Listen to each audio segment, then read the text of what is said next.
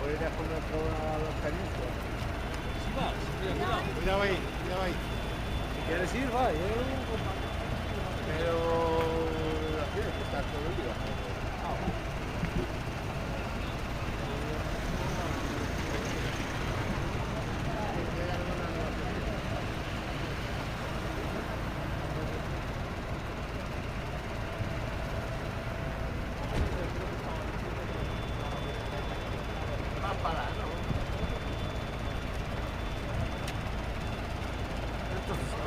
Aquí estamos. ¿Qué va a pasar? Venir aquí.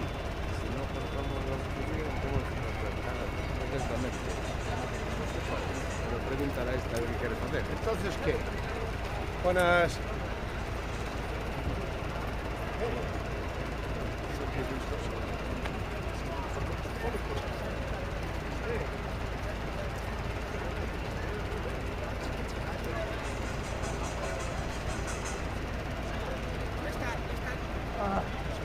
Oye, ¿no tenéis otro día hoy que me tengo que ir?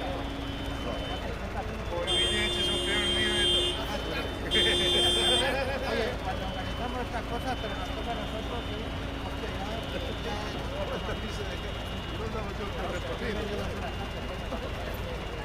Por aquí. Claro, vale, no.